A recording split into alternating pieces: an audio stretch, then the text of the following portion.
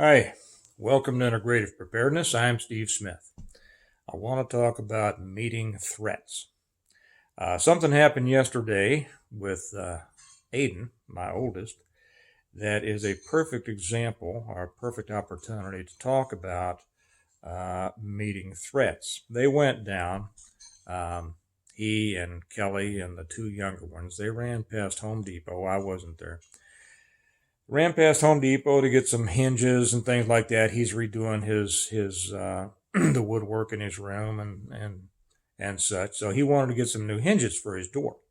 So they went down to Home Depot. Well, he just started driving on his learner's permit that allows him to drive with an adult, and he's an excellent driver, by the way. And I'm just as calm as I can be riding with him in the city or on the highways or any place. So kudos to you, buddy, if you're watching this. I know you're going to be watching this. Um, but he's an excellent driver. So he pulled into a parking spot down at Home Depot, and one of the others in the back. You know how little kids get excited about getting out of the car and everything. And we have a rather big vehicle. We have two big vehicles. They were in one of them, and Morgan uh, got out her side, and you know how a kid will kind of lean on a door sometimes when they're not being real careful, and she leaned on the door and it went out, and it hit this car that was parked next to him, a white car, and well, immediately, all the kids are very careful. It's just one of those things that happened, and so Kelly was getting out, and Aiden was getting out of the driver's side, and anyway, this guy was in his car, and he opens his door, slams his door open, leans out, starts yelling and screaming about denting his car, and of course Morgan started crying, and Kelly's went over there and started trying to talk to the guy, and to explain, hey, we're sorry, we'll pay for it, we'll make sure that it's right and all that. Well, the guy wasn't having any of it. He just wanted to yell and scream, and got back in his car and drove off. So, being extra careful, as we all are, Kelly told Aiden, let's just in case this guy circles back around and gets a little bit more steam, let's move the car over to another part of the parking lot. So they did. They got back in. They went over to the other part of the parking lot, and as they parked in the new place, here comes this guy, right? So he pulls in a couple of slots away from them, and as they're walking towards Home Depot, um, he starts yelling and screaming at him again, and yelling about, if you can't drive, don't park next to me, and just really, he was an older guy. He was my age. Okay, so and one of these guys that's used to yelling and bellowing and getting his way and pushing people around and things. Well, so he started yelling again as they were walking in. Well, Aiden turns towards him and gets between Kelly and the other two, and starts walking towards this guy. And he says, if I get this exactly right, and the guy just started yelling, and as Aiden started walking towards him, the guy turned around to walk away, right? And Aiden yelled at him. I got this from both Aiden and Kelly last night. Yelled at him, hey, and I won't yell as loud, but he says, I did it like you taught, like you do. He says, I lowered my voice. I yelled, hey. I spread my feet apart like you do and kept my hands at my sides. And he said the guy turned around, and so Aiden was up there and had placed himself between, those that it was his responsibility to protect and the threat, and was ready to go. Apparently, Kelly said that she thought that Aiden was kind of hoping to have a go at it. Now you got to realize, Aiden's 14. And this guy's a grown man. And Aiden, when he yelled at the guy, he said the guy turned around, and Aiden saw this totally shocked, surprised, lost. He described it as lost, and I've seen that look many times in people when you call them on stuff. Lost look in his eyes, and he just kind of stood there for a minute and then scurried inside. It kind of reminds me of now Aiden. Funny thing was, he's a very nice, mild mannered, the most polite kid you'll ever meet.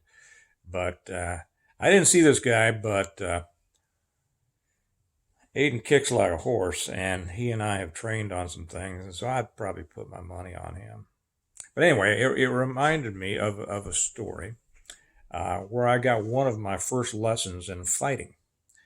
My dad used to play handball, and when he'd go down to the Y downtown once or twice a week to play handball, he'd go over afterwards to a bar across the street from the YMCA in Kansas City to a place called the Ship, and have a couple of beers. He knew a lot of the guys around there, and he had been kind of a street guy and a city guy all his life since he was a young man. So he had a very interesting cross section of friends, and he'd go over there and have a couple of beers. So one time he took me down there. I was probably, I don't know, 9 or 10, and it took me down to go to the YMCA and show me the weight room and show me around and everything. My uncle ran the place at the time, and then took me across over to the Ship across the street because they served food too there, and he went over to see who was around and and have a sandwich. Well, there was a guy in there that he knew. And I still remember the guy's name. Johnny Morales was his name. And Johnny was a guy that he worked in the railroad yards. Now, back then, Kansas City had huge railroad yards. This is back in the early 60s, I guess. And Johnny was one of those kind of roustabout guys, loved life, loved working, loved drinking, loved fighting, loved everything. And so we were sitting there, and Johnny came over to the table and said hi to my dad. And my dad invited him to sit down for a minute, and so he did. We talked for a little bit, I guess, and I probably wasn't too interested in their conversation. They were talking about, grown-up man stuff, and I was just kind of interested in looking around the place. But then my dad turned to Johnny, and he says, "Tell Craig about fighting." And Johnny looked at me and he says, "The key to fighting is when somebody wants to start it, don't make them wait." And he says, "The world is full of people that will be bellowing and talking tough and talking it up and all that." And he says, "The key," he says, "I don't lose fights, because the minute that somebody acts like they want to start it, I say, let's go right now." And that was, I found that to be an important lesson. My dad further reinforced that in me as he explained, people to me through the years. I found that to be invaluable. Most people have to talk themselves up into a problem. They have to talk themselves and wind themselves up before they're ready to go. And it's just all part of the process. They're wanting to. They don't necessarily want a conflagration right away. Half of them just want to talk. Half of them want to just act tough. Half of them just they kind of want to see if they can bully somebody. They want to see if they can make the other one back down. They want to see if they can make themselves look tough and important. And the last thing that they are ready for is when they get started on this, is when you look them in the eye and says, right now, let's go, right now. And you move towards them. Okay. They are not ready for that. Now, I could get all fancy and talk about OODA loop on this and everything, but the simplicity of this is that those who want to cause problems, Not always. I mean, the truly serious ones. You don't see it coming. Okay, but most people aren't serious. Most most are talkers before they're fighters. And you start coming towards them, and you give them something to that throws their reality, in a new direction, and all of a sudden they get that situation just like Aiden recognized in this guy's eyes. He said he had a lost look in his eye. I got a gnat around here or something. I don't know how he's uh, got a lost look in his eye. Well, we are in an environment of numerous threats, and I think there's going to be a lot more. Now, over on the American Reversion channel, I talk more and more about how we want to act politically, how we want to act in a way to take our country back to the way that we think it should be. Okay, more than on this one. This is more um,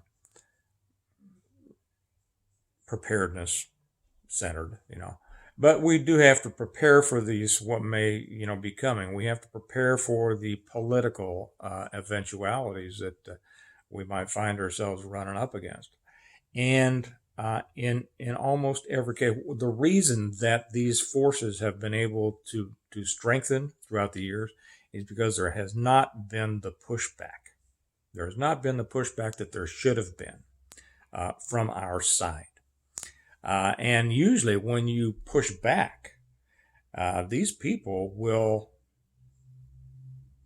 be shocked because we have gotten to be such a sissified country that nobody will speak up against the most outrageous idiocies that 30 years ago nobody would have said out loud, and now they're accepted as mainstream thought.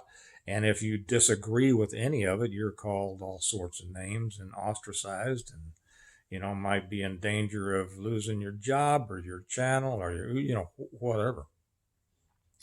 Well,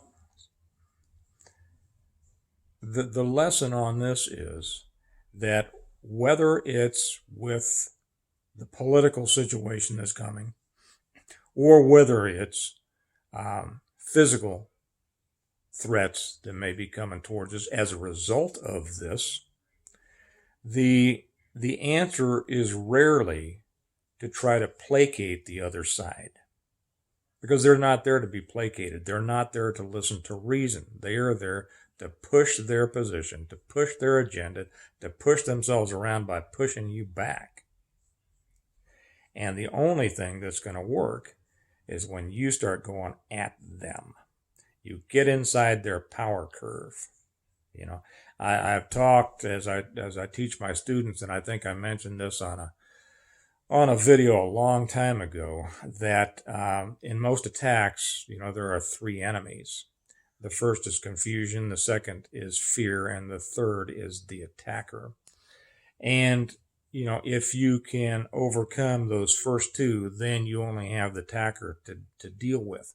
So when we push back against these people, we give them an enemy in addition to ourselves. We give them confusion. And then when they realize that the world is not just going to roll over and allow them to say anything or do anything they want to, now, pretty soon you can see them if you do it hard enough. They'll get through the confusion, and then you'll see some fear or some loss in them because they don't know what to do. Okay.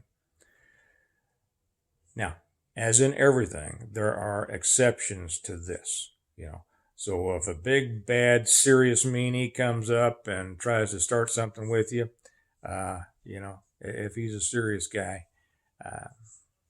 it's not going to have the same effect on him. It's still the best thing to do, because usually the way to handle a problem is through it, not away from it or around it. So to go through it, and that makes sure that once you handle it, you don't have to worry about it being in your rearview mirror. So anyway, I'm going to make another one over there on American Reversion probably later today, in which I'm going to be talking about